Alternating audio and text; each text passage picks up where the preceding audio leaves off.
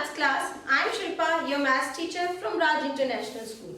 I hope you all are good at your home. Students, in previous class we have completed our exercise 10.1. In this class we will do exercise 10.2. जो आपकी exercise 10.2 है वो area find out करना है, but area आपको यहाँ पे counting the number of squares करके फाइंड आउट करना है. ठीक है. Question number 1 is find the areas of the following figures bye counting squares. आपको क्या करनी है? स्क्वायर्स की काउंटिंग करनी है और जो फिगर्स ड्रॉ हुए हैं उनको ड्रॉ करना है. तो मैंने आपके लिए ए और सी और एफ पार्ट लिए हैं, तो बाकी आप इजीली कर पाएंगे इसको अगर जब समझेंगे. तो स्टूडेंट्स, एक जो ये मैंने टेबल बनाई है, आप इसको चाहें तो हर पार्ट को सेपरेटली भी कर सकते हैं इस टेबल को बनाकर, या आप इस फॉर्मेट में भी कर सकते हैं. देखो, आपको एक यहाँ लिखा है फुली फिल्ड स्क्वायर. उन स्क्वायर फिर उसको मैंने टू पार्ट्स में डिवाइड किया है, नंबर और एरिया एस्टिमेट स्क्वायर यूनिट. जो 1 स्क्वायर है उसकी एरिया है 1 स्क्वायर यूनिट है. तो जितने नंबर ऑफ स्क्वायर होंगे उसको क्या करेंगे? उससे मल्टीप्लाई कर देंगे.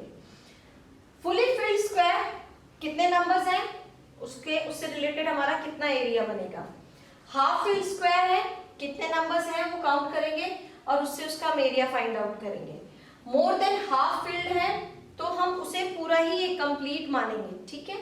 और less than half filled square कोई है तो हम उसके नंबर देखेंगे और उसका एरिया हमेशा 0 ही लेंगे. तो इट मींस जब आप क्या करेंगे, फुल स्क्वायर को 1 स्क्वायर यूनिट ही लिखेंगे. मोर देन हाफ यानी किसी फिगर में हाफ से ज्यादा अगर स्क्वायर आ रहा है तो आप उसको 1 ही काउंट करेंगे. ठीक है. उसका कंप्लीट एरिया ही फाइंड आउट करेंगे. अगर हम क्वेश्चन पार्ट ए को लेते हैं, हम काउंट करते हैं 1 2 3 4 5 6 7 8. 1 2 3 4 5 6 7 8 9. 9 स्क्वायर्स है, फुली फिल्ड है, तो नंबर कितने हो गए? 9. और एक 1 स्क्वायर का क्या है एरिया? 1 स्क्वायर कितना दे रखा है?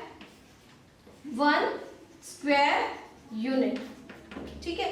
ये चीज आपको गिवन है. तो एरिया आपका एस्टिमेटेड एरिया कितना हो गया? 9 स्क्वायर यूनिट्स हो गया. हाफ फील्ड है? नो, तो डैश छोड़ देंगे, 0 है तो हमारा एरिया भी फाइंड आउट नहीं हुआ. मोर देन हाफ फील्ड है? नहीं है, तो एरिया भी नहीं फाइंड आउट कर सकते. लेस देन भी नहीं है, डैश. तो टोटल हमारा क्या हुआ? एरिया कितना आया? 9. ओके. 9 square unit. जो एरिया है वो हमारा किस में है? यूनिट्स में है. स्क्वायर यूनिट के अंदर है ये हमारा.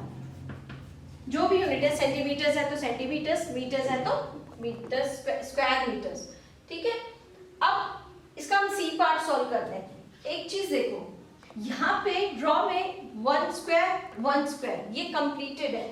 तो फुली फिल्ड कितने हैं? अगर हम सी की पार्ट करें तो फुली फिल्ड नंबर है हमारे पास 2. तो एरिया कितना हो गया? 2. हाफ फील्ड हम देखते हैं हमारे पास कितना है? 1 2 3 4. हमारे पास नंबर है हाफ फील्ड के 4. तो हाफ इंटू 4 क्या हुआ? कट किया इज इक्वल टू 2, यानी 2 स्क्वायर मीटर हो गया. मोर देन हाफ नहीं है, लेस देन हाफ नहीं है, तो टोटल कितना हुआ हमारे पास?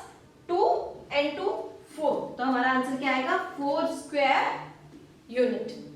नेक्स्ट अब अगर हम एफ पार्ट सॉल्व करते हैं तो उसमें देखते हैं कंप्लीट स्क्वायर कितने हैं हमारे पास? 2. ये है हमारे इक्वल टू हाफ है, वो कितने हैं? 4. तो कंप्लीट स्क्वायर 2, तो एरिया हो गया 2 स्क्वायर यूनिट. हाफ फील्ड जो है हमारे वो कितने हैं? 4, यानी again 1/2 into 4 is equal to 2.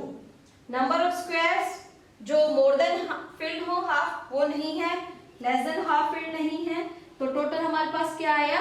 2 and 2 total हुआ 4 स्क्वायर यूनिट.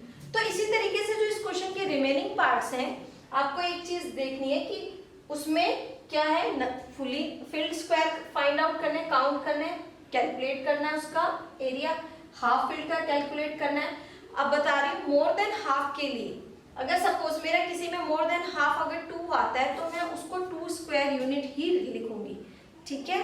उसको हम 0 नहीं करेंगे. लेकिन लेस देन हाफ के लिए हमें क्या करना है? यहाँ पे एरिया उसका 0 कर देना है, चाहे वो कितने भी नंबर्स में आए। सपोज किसी फिगर के अंदर लेस देन हाफ 5 आ रहे हैं, तो यहाँ पे आप क्या लिखेंगे 0, तो इट मीन्स उसका एरिया हम काउंट नहीं करते हैं, हम सिर्फ काउंट करते हैं फुली फिल्ड, हाफ फिल्ड और मोर देन हाफ फिल्ड, और मोर देन हाफ फिल्ड को करते हैं 1। तो इसी के जो रिमेनिंग पार्ट्स हैं वो आप इजीली कर सकते हैं स्टूडेंट्स।